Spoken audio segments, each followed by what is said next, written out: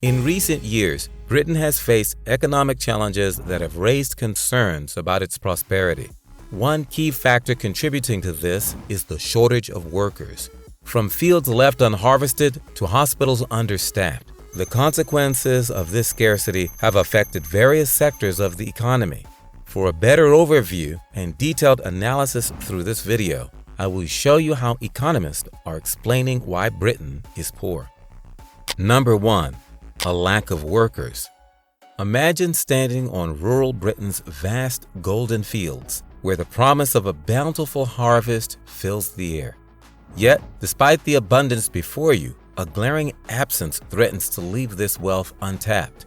It's not a shortage of rain or sunlight that hinders the prosperity of these fields, but rather a scarcity of hands to gather nature's offerings. This is the crux of Britain's struggle, a lack of workers. One might wonder, how did this once prosperous nation grapple with such a challenge? The answer lies in a complex web of factors that have woven together to create this labor shortage. Britain's economic recovery is being held back by labour shortages. The latest to highlight them, the big business group, the CBI, which reports gaps from farmers' fields to shop and factory floors. They say shortages of butchers, meat processors and fruit pickers have hit farming and food production in hospitality. A lack of front-of-house and laundry and housekeeping workers has seen restaurants and hotels limit bookings. At the forefront is the decision that reverberated across the land: Brexit. With the United Kingdom's departure from the European Union, the freedom of movement between Britain and its continental counterparts ended. This marked the exodus of countless European workers who had been integral to the country's labor force.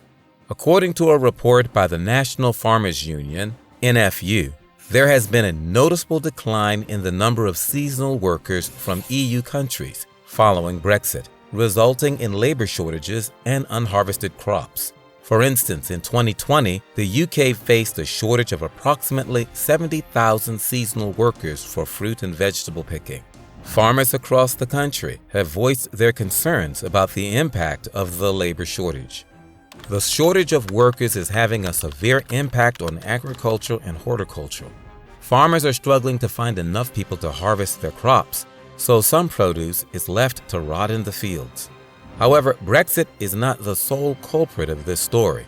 Shifting demographics have also played a significant role in exacerbating Britain's labor woes. An aging population and declining birth rates have resulted in a smaller pool of potential workers entering the job market. As the older generation gracefully bows out, there are fewer young individuals to step up and fill the void, especially in industries demanding specialized skills. And then, as if the challenges weren't enough, the world was gripped by the relentless clutches of the COVID-19 pandemic. The ripple effects of this labor shortage reach far and wide, impacting both businesses and consumers alike. And there are record vacancies across the economy too, 953,000 in the 3 months to July. Now, these shortages are the product of the pandemic and Brexit. And business wants the Home Office to extend the list of jobs for which low-skilled foreigners, including EU nationals, can get visas. Currently, the shortage occupation list, as it's known, only covers skilled roles like doctors and nurses, IT analysts and designers, even dancers and orchestral musicians. Number 2. Impact of Brexit on commerce. One of the most significant consequences of Brexit has been the reconfiguration of trade relationships. The impact of Brexit on commerce has been far-reaching, ushering in a new era of uncertainty, challenges, and opportunities. Once deeply integrated within the EU's single market and customs union, Brexit now finds itself forging new paths and negotiating fresh trade agreements. The withdrawal from the EU's common regulatory framework has increased trade barriers with its former European partners. Customs checks, tariffs, and complex paperwork have become everyday realities for businesses engaged in cross-border trade. Lord Karen Bilimoria, the president of the Confederation of British Industry, CBI, has shared his insights on the matter, stating, "Brexit has created uncertainties and complexities, particularly around trade agreements and customs procedures. Businesses are facing additional barriers, such as increased paperwork and customs checks, impacting the smooth flow of goods. Lord Billimoria's statement highlights the concerns raised by business leaders regarding the obstacles faced in trade due to the changes brought about by Brexit. Many industries, such as automotive manufacturing, rely heavily on European integrated supply networks. The newfound trade barriers and uncertainties have disrupted these intricate chains, leading to delays, increased costs, and logistical headaches. Suppliers and manufacturers alike are now forced to reassess their strategies, seeking alternative suppliers or even relocating operations to mitigate the challenges of Brexit. Foreign direct investment, FDI, has experienced fluctuations, with some companies diverting their investments to other EU member states to maintain seamless access to the single market. This realignment of investment has implications for job creation, economic growth, and overall competitiveness. However, amid the challenges, Brexit has also presented opportunities for the British economy. Number 3. Investment and productivity. Investment and productivity are two crucial pillars of economic growth, but in recent years, Britain has faced challenges in both areas. Understanding the relationship between investment and productivity is essential to unraveling the reasons behind Britain's struggle to achieve sustained economic prosperity. Investment, in its various forms, fuels innovation, expansion, and infrastructure development. However, Britain has witnessed fluctuations in investment patterns, which have impacted its overall economic performance. Uncertainty surrounding Brexit, coupled with global economic conditions, has led to caution among investors, both domestic and foreign. Capital formation and the nation's capacity to support growth have been hampered by the unwillingness to allocate resources to long-term initiatives. Productivity is one of the sectors most impacted by decrease in investment, which has far-reaching effects. Productivity is a major factor in determining economic efficiency and competitiveness. It is frequently evaluated as output per hour worked. Currently paying the wages of between 1.6 and 2 million workers may help. CBI disagrees. In contrast to its competitors, Britain's productivity growth has lagged behind. Since the anticipated benefits from technical developments and innovation have not translated into significant productivity improvements, the productivity puzzle has perplexed economists and policymakers. One contributing factor to the productivity challenge is a need for more investment in research and development, R&D. Investment in R&D is crucial for fostering innovation and driving productivity gains across industries. Furthermore, the composition of investment can also impact productivity.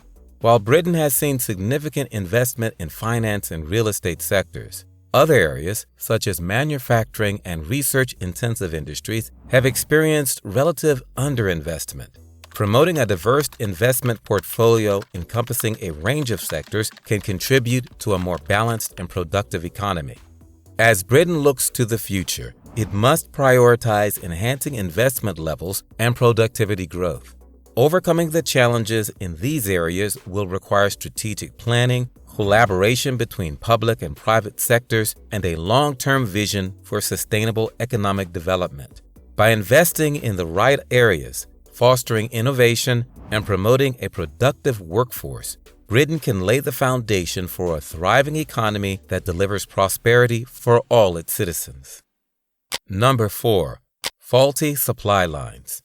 In recent times, Britain has found itself in a supply line pickle, causing disruptions and raising concerns about its economic stability and future prosperity.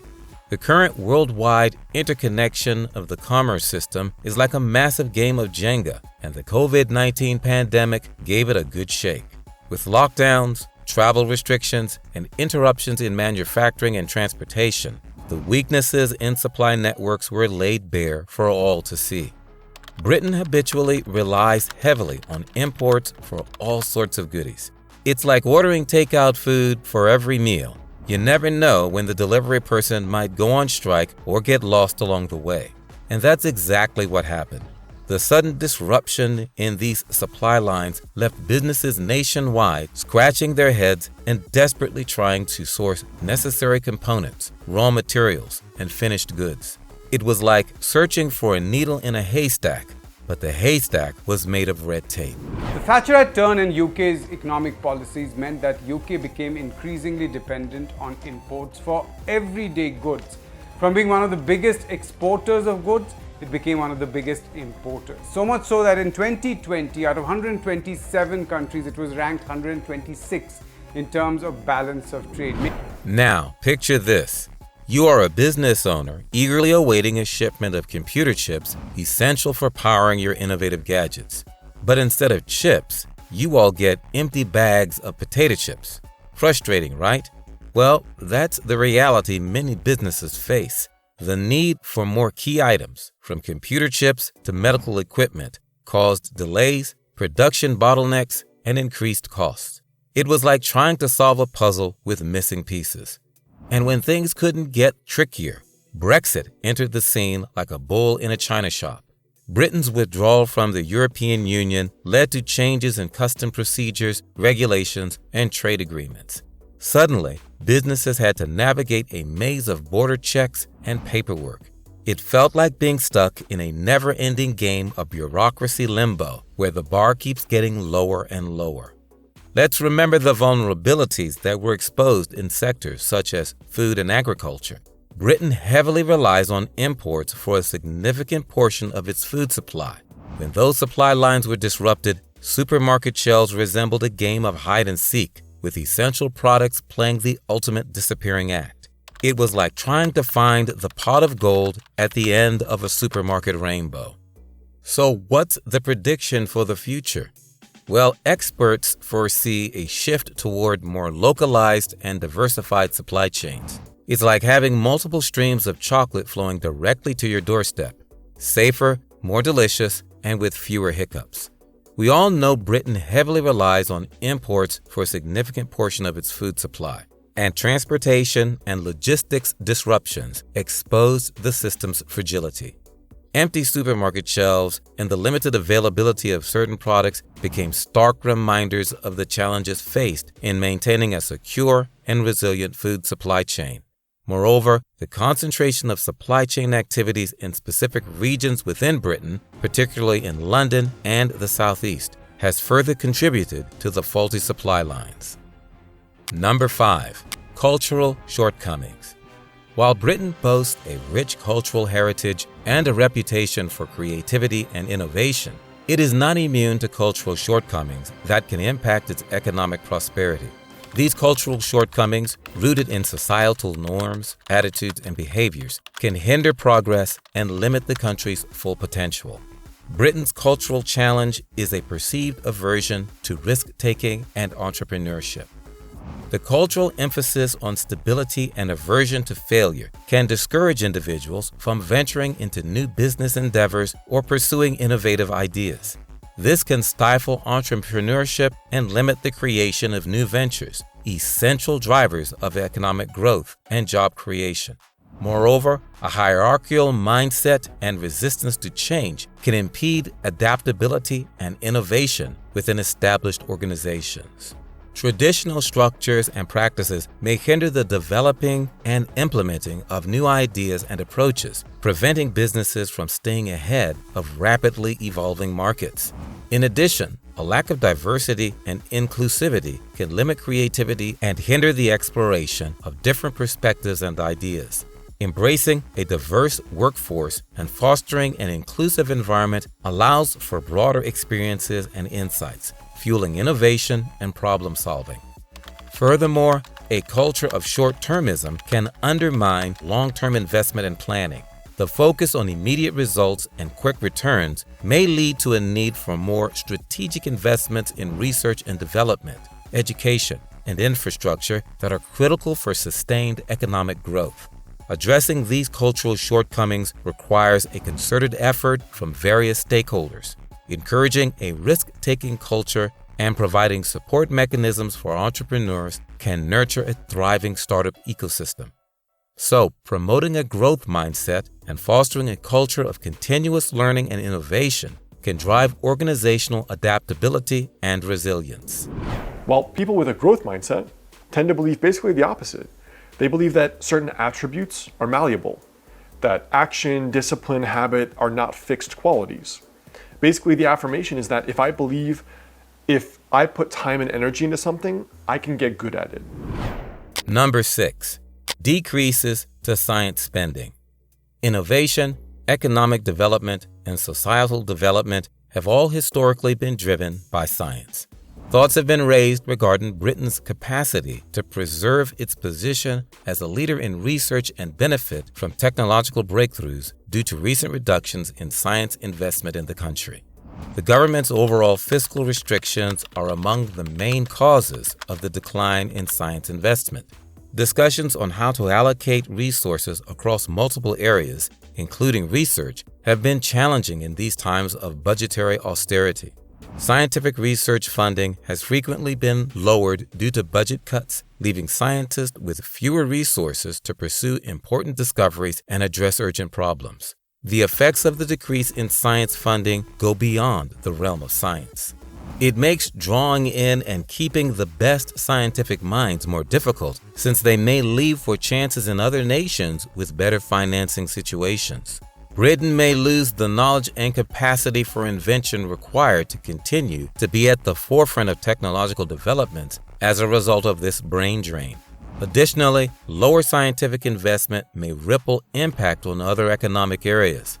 Technological innovation is frequently fueled by scientific research, creating new businesses, techniques, and sectors.